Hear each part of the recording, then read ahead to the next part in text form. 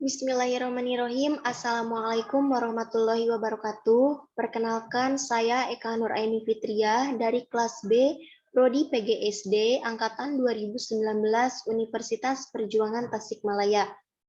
Saya di sini ingin menyampaikan hasil observasi mengenai permainan budaya Sunda yang ada di lingkungan sekitar. Observasi ini diajukan untuk memenuhi UTS PGSD Unper pada mata kuliah Permainan Budaya Sunda semester Gasal tahun 2021. Baik, langsung saja kita mulai. Nah, saya kemarin melakukan observasi mengenai permainan encrak.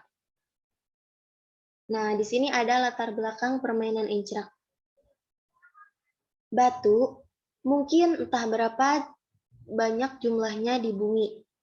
Keberadaannya yang tersebar hampir di seluruh permukaan bumi selalu saja mendatangkan daya cipta kreasi dan imajinasi bagi siapa saja yang memperhatikannya. Permainan batu atau kerikil yang biasanya dilakukan oleh anak-anak kampung yang jauh di pelosok kota. Permainan ini dilakukan oleh siapapun, baik anak perempuan ataupun laki-laki, dengan tanpa batasan usia. Encrak merupakan suatu permainan batu-batu kecil yang dilempar ke atas untuk kemudian diikuti dengan tahapan mengambil batu lainnya. Batu-batu yang digunakan biasanya berbentuk tak lebih dari seukuran biji salak. Hal ini jelas menjadikan permainan encrak begitu mudah untuk dilakukan, karena selain harganya yang murah, bahkan bisa tidak memerlukan biaya. Dan juga alat permainan encrak mudah ditemukan di mana saja kita berada. Kita lanjut. Nah, di sini ada deskripsi khusus permainan encrak. Seperti sudah saya jelaskan tadi mengenai encrak, encrak itu permainan tradisional khas daerah Jawa Barat.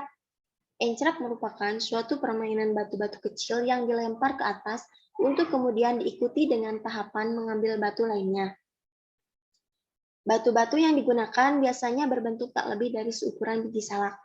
Hanya memang lebih banyak ketika menggunakan permainan batu berbentuk kecil, yaitu anak perempuan yang lebih menyukainya.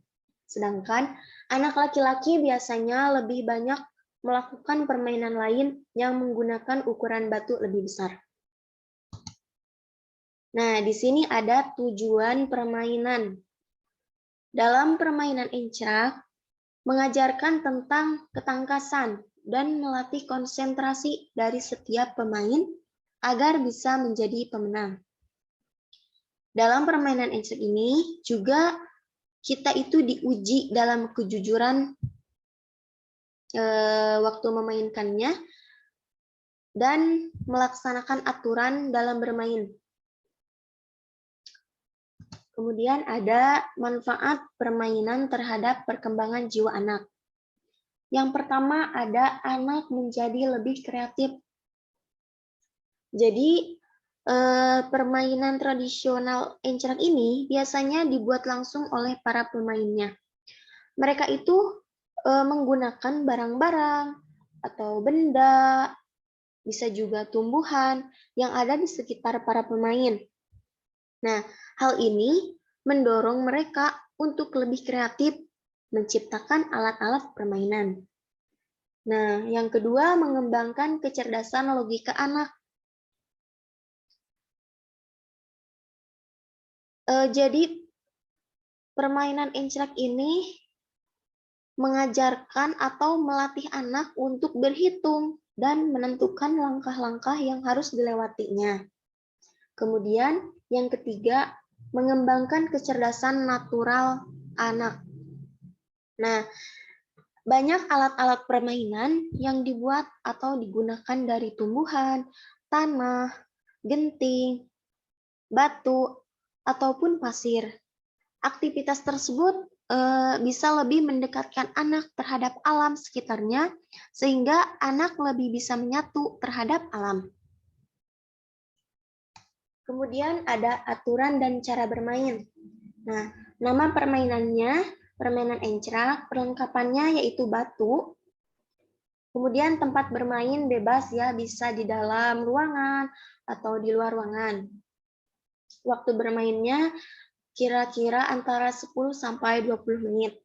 Nah, lalu pada dasarnya permainan ini tidak melihat gender, baik anak perempuan atau laki-laki bisa melakukannya. Tapi yang jelas, tidak hanya anak laki-laki.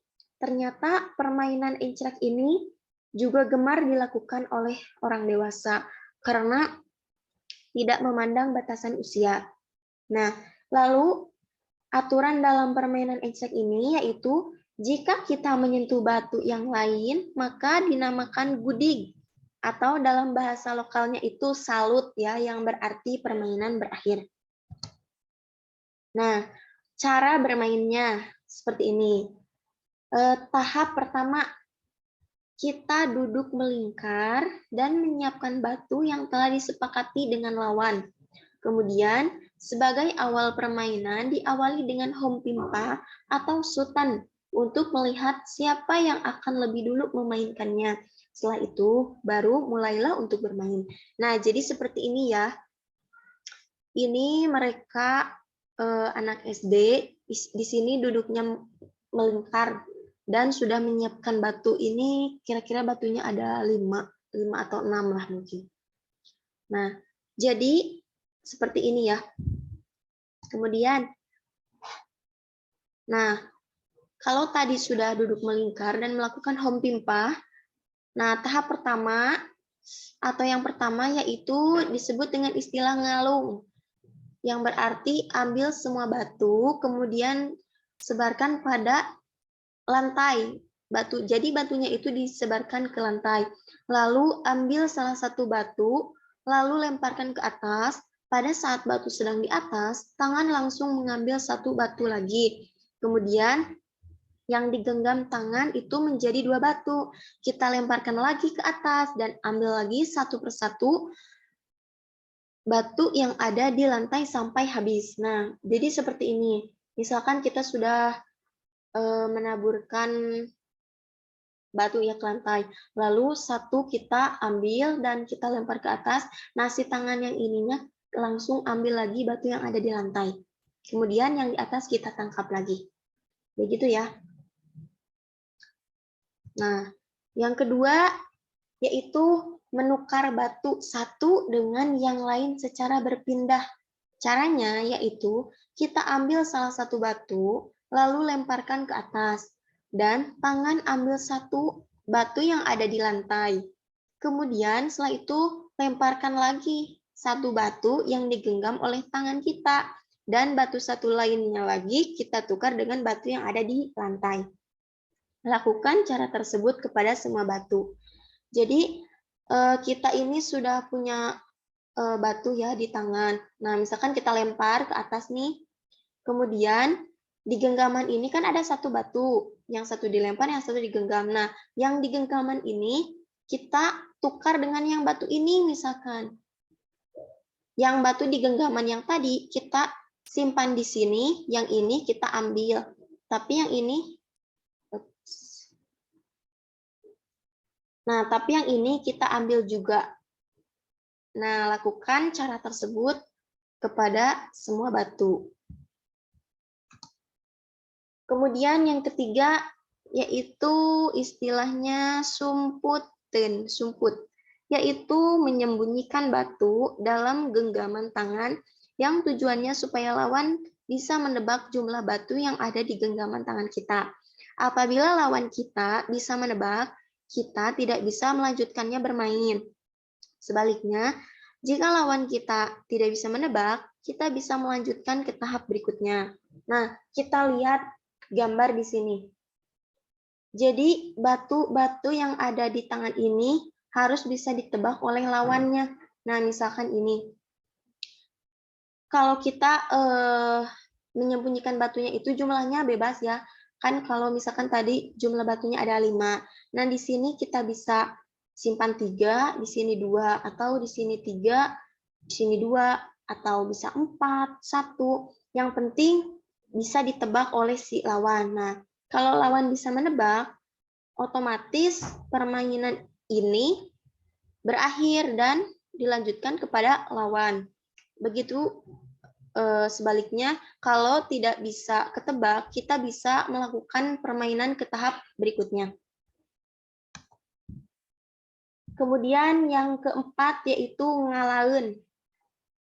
Istilah Sundanya ngalaun, yaitu batu yang sudah terkumpul digenggam oleh satu tangan dengan posisi telapak tangan menghadap ke atas, lalu dilempar ke atas untuk dibalik dan hanya ada satu tangan dengan posisi telungkup.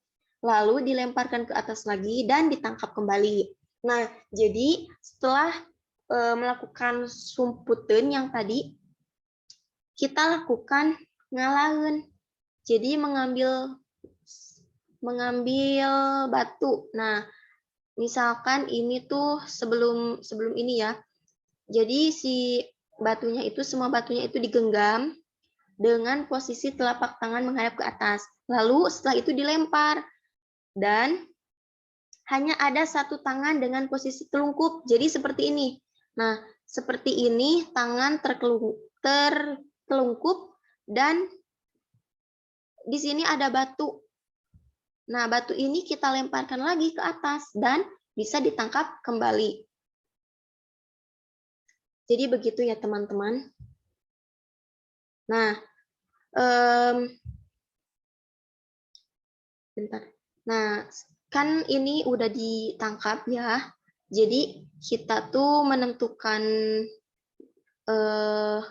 menangnya itu dari jumlah batu yang kita tangkap. Misalkan si anak ini menangkap batunya 4. Nah, kan dilemparkan lagi 4.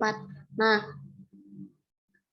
kalau keambil itu si anak ini pasti menang 4 poin sesuai dengan jumlah batu yang ada di tangan.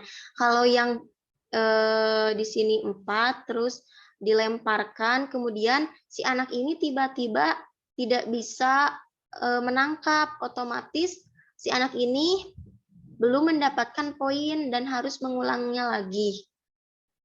Nah, jadi seperti itu ya teman-teman. Nah, di sini untuk melihat permainannya gimana, cara bermainannya gimana, kalian bisa klik link Google Drive di sini ya.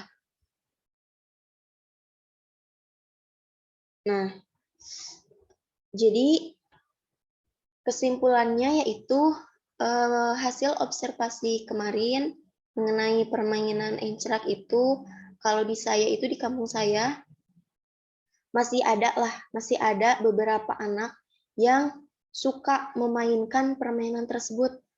Jadi belum terlalu gimana ya? Belum terlalu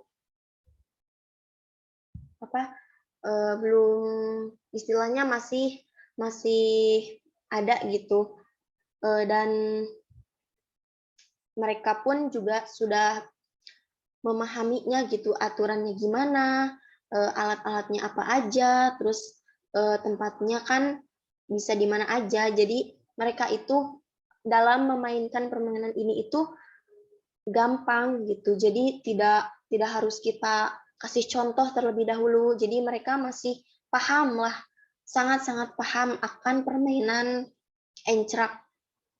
Nah, jadi sekian yang dapat saya sampaikan. Mohon maaf apabila ada kesalahan ataupun kekurangan dalam kata-kata. Wassalamualaikum warahmatullahi wabarakatuh.